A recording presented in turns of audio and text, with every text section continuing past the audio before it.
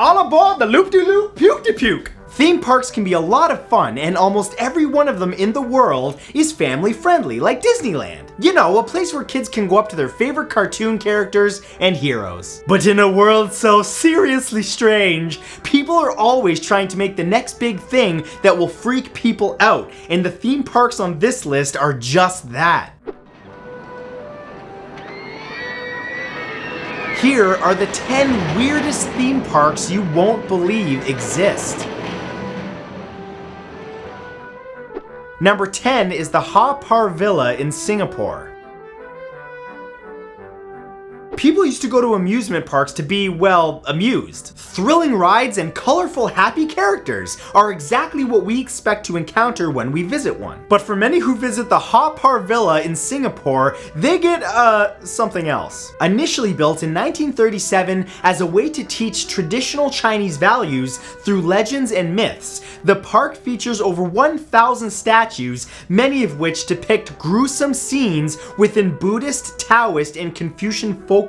There's even a warning that parental discretion is advised before entering the 10 courts of hell due to the imagery. Walking along the laid out path, visitors will find severed heads on spikes, legs and arms impaled on knives in a tree, and people drowning in molten lava. Hey kids, who wants to go to Disneyland? Well, you didn't do the dishes, so we're going to Hell Park. Number 9 is the Hacienda Nápoles in Colombia.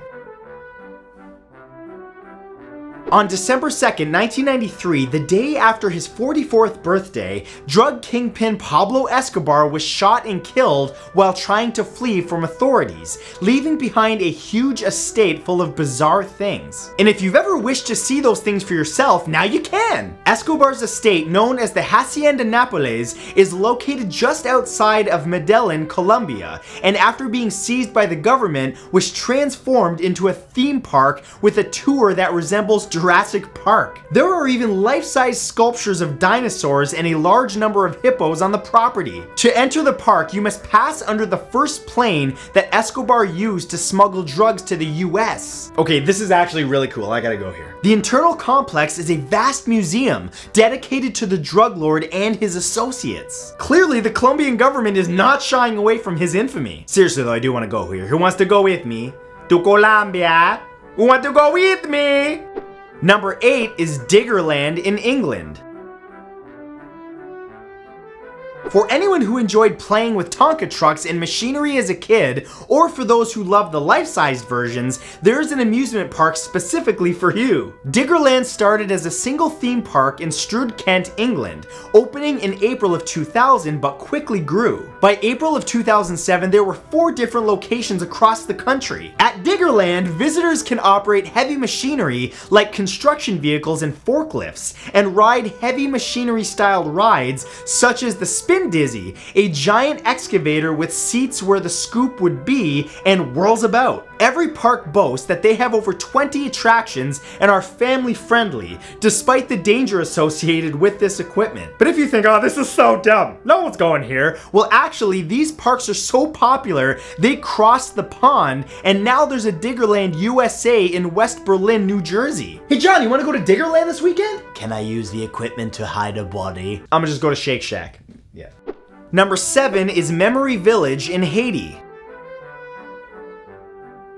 Okay, in all seriousness, unfortunately, racism is still a problem on our planet today, but many people still fight against it every day, including one amusement park in Haiti, which allows those who want to see what it was like to be a slave to actually experience it. Memory Village was created by Ron and Carla Blanchili and boasted that people could relive the transatlantic slave trade, participating in events such as a day in the African American's life after being purchased. Seriously, you can't make this kind of stuff up. You can eat what they ate, wear tattered clothing that they wore, and at the end of the experience, you get to be part of a rebellion against the slave owners before meeting together with other participants and engaging in a healing ceremony. But the craziest thing is that they actually had the funding for this, but their dreams were destroyed over land disputes. You know, Memory Village just sounds so wholesome and oh, good memories and stuff. This is a nightmare. No one should do this. Stay away. Number 6 is Ferrari World in the United Arab Emirates. If driving a Ferrari just isn't enough class for you, or you just can't afford it, then why not just fly to Yas Island in Abu Dhabi, UAE, and visit the place that's totally dedicated to them. By the way, that's the best name for an island ever. Yas Island! Opened on November 4th, 2010, this park is so classy, they have valet parking available at the front gate. Imagine skipping the lines and letting someone else park your $500,000 car while you bring the kids to see, well, more cars. The park has multiple rides featuring either the cars or the family behind them. Ooh, this guy invented the Ferrari, I'm gonna ride his back. There's even a theatrical show about two mechanics who dream of being on a pit crew. But one cool fact about Ferrari World in Abu Dhabi is that it's the site of the world's fastest roller coaster, the Formula Rossa. Go ahead and visit it and ride this thing if you like the idea of your changing cul-de-sac. Oh god, it's so fast! Number 5 is GRUTAS Park, aka Stalin World in Lithuania.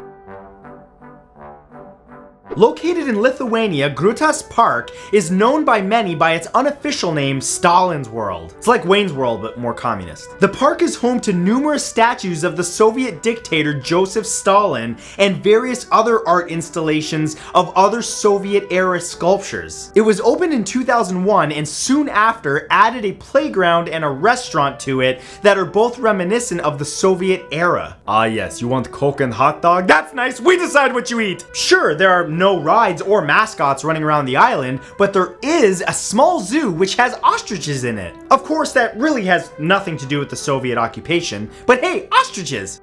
Number 4 is Shijingshan Amusement Park in China. When athletes triumph, a common interview question is, what are you going to do next? And often the reply is, I'm going to Disneyland. Well, if you happen to live in Beijing, China, and that seems like too much of a trek, then maybe try the Shijingshan Amusement Park instead. Opened on September 28, 1986, the park has been given the nickname Fake Disney. There, you'll find all of your favorite characters, including Mickey Mouse, Donald Duck, and Goofy, albeit with some small alterations. You can even find replicas of Cinderella's castle from the Magic Kingdom and Earth 1 from Epcot. Though they blatantly infringe on Disney's copyrights, the park claims they haven't. Yet for decades, their slogan has been, Disney is too far to go, please come to Shijingshan. Yes, because I've always wanted to see Dwayne Duck and Gwarfy. Gosh. Number 3 is the Children's Republic in Argentina. Lots of amusement parks claim that while visiting, kids can be kids, but only one says that kids can be adults. Officially opened on November 26, 1951, the Republic of the Children is a strange park in La Plata, Argentina, that attempts to educate youth on how democracy works and how cities are run. While there, children can run around checking out kid-sized versions of buildings such as a church, a theater, an airport, hotels, restaurants, a courthouse, and even the town's own parliament building. Kids can see what it's like to get a loan, elect people into office, and other fun activities. Forget meeting Mickey Mouse, Mom, I want to apply for insurance! Number 2 is Harmonyland in Japan.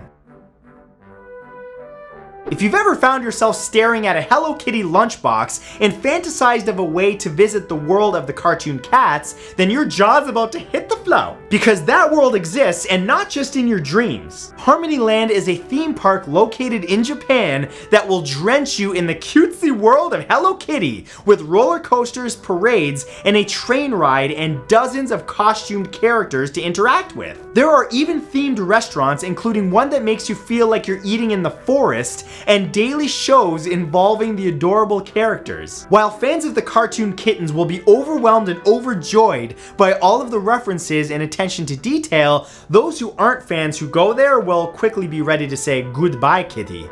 And number 1 is BONBON-LAND in Denmark.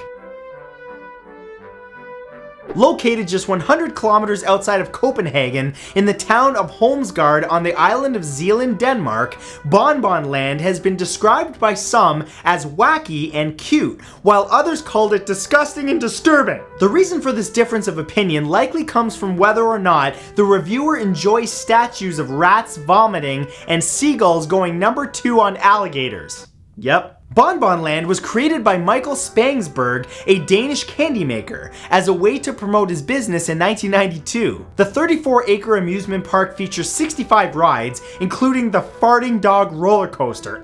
Though it's advertised as a place for children, many avoid bringing their kids there due to the excessive toilet humor and very suggestive adult themes, including senseless nudity of cartoon characters. Seriously, they got enough of that online. Not that I've ever looked it up, but I'm just saying I have stumbled across things and I'll never look at The Simpsons the same. So those were the 10 weirdest theme parks that you probably still don't believe exist. But if you guys enjoyed this, be sure to give it a big thumbs up, and also be sure to subscribe to my channel if you haven't yet, and turn on notifications by clicking the bell beside the subscribe button so that you never miss a thing, because I release new videos all the time. Thank you guys for watching, and I'm gonna see you in the next one.